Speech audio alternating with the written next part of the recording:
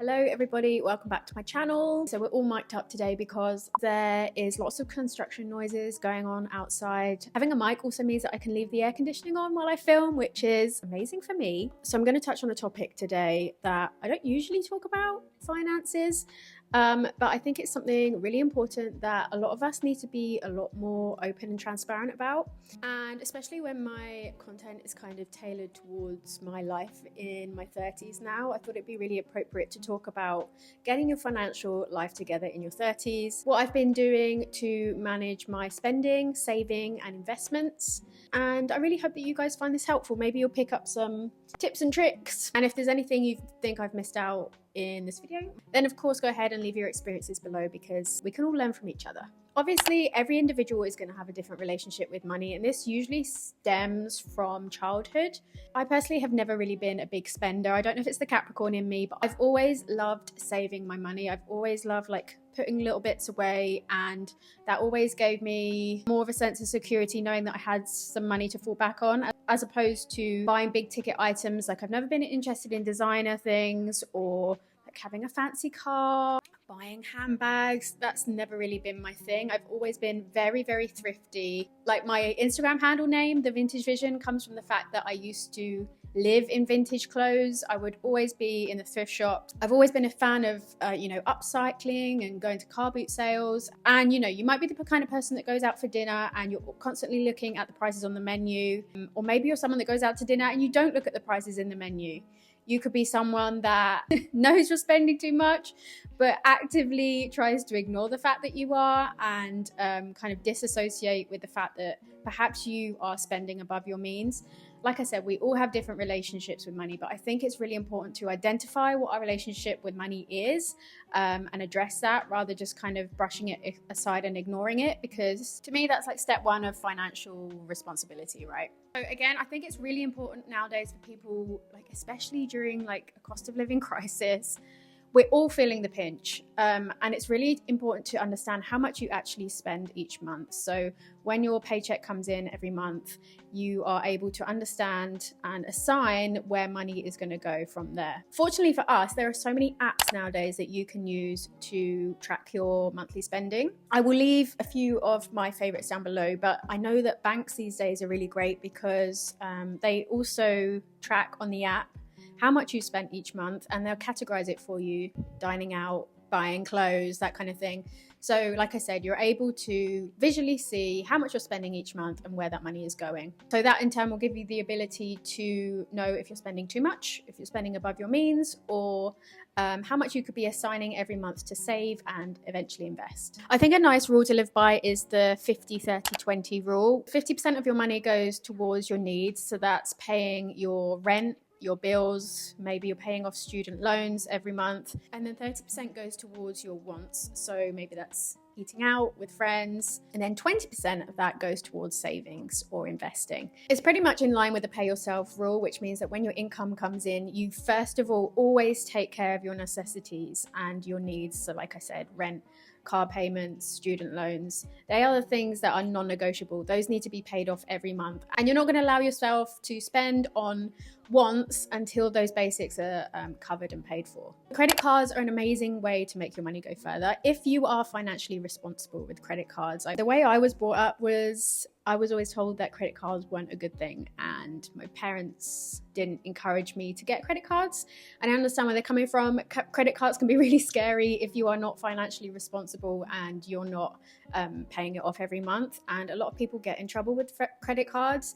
If you are not financially responsible, you already are racking up debt elsewhere, then you absolutely should not be using credit cards. Credit cards are an amazing way to leverage your monthly spending and get rewards. So if that's in the form of cashback or accumulating miles to offset flights in the future, they're an amazing tool to do that. But you have to know that you have a regular monthly income, you're spending within your means and that you are able to pay it off every month, of course. If you are based in Singapore, I will leave a few of my favorite credit cards that I really recommend down below. So when it comes to savings, everyone recommends that you have an emergency fund. So they recommend that an emergency fund should consist of 3 to 6 months worth of living expenses. So if you suddenly lose your job, you know that you have an emergency fund sitting there that you can tap into to essentially sustain yourself while you are unemployed or while you're looking for a new job. It's also recommended that you keep this emergency fund in a high yield saving account so that you are getting interest on the money sat there every month. Yeah, that also means that you might have to move your money around a bit. So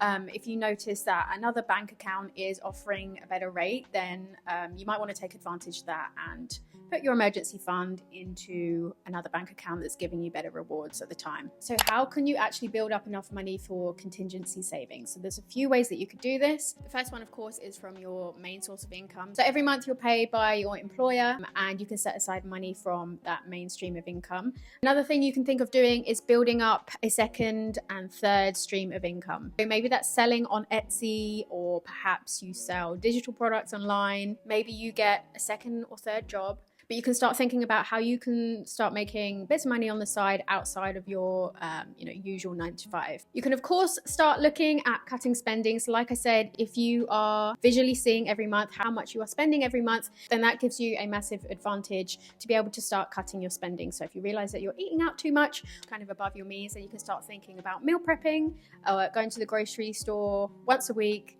buying all the food you need to meal prep for the week, and then you don't to obviously eat out as much. I know it sounds really boring, but these are the things that we have to be really conscious of. And like I said, during like a cost of living crisis as well, it's something that people do need to get serious about. I know we don't like to sacrifice things that make us happy, but if it means putting yourself in financial jeopardy, then obviously it's not worth it. Another thing you can do is organize subscriptions. And this is a big one for me. I went through my monthly subscriptions a week ago and I couldn't believe how many of them were just kind of left running in the background that I'd forgotten about. There was like random Google subscriptions that were being deducted every month from my bank account. I ended up deleting my Adobe membership that had just been left running.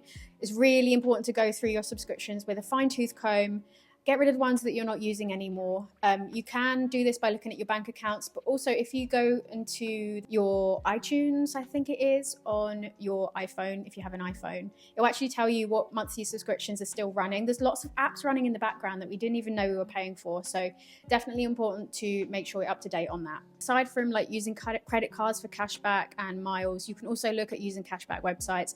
I've been using Shopback personally for years now to kind of get cash back with my spending. So every time I shop online or I book hotels or flights, I am getting a percentage of my cash back with every spend. So that's definitely a way to kind of make your money go a little bit further. Right, so now that we've talked about spending and saving, we can start talking about the infamous investing. Investing is something that I personally only got into in the last year.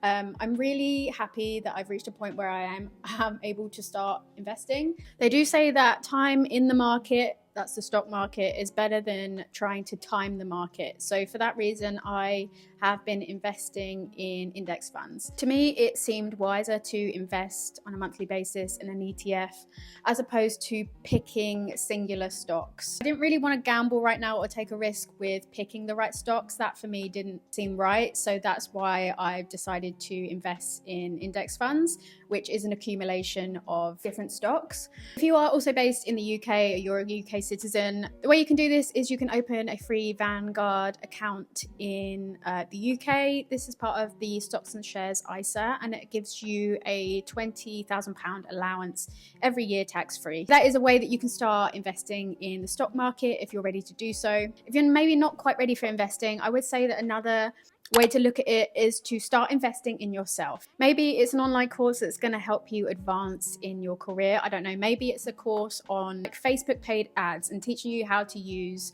paid ads for Facebook. Obviously, if you're running a little side business or something like that, having that knowledge is going to help you accelerate your business, and therefore that's investing in yourself. Or maybe it's taking a potential client out for dinner.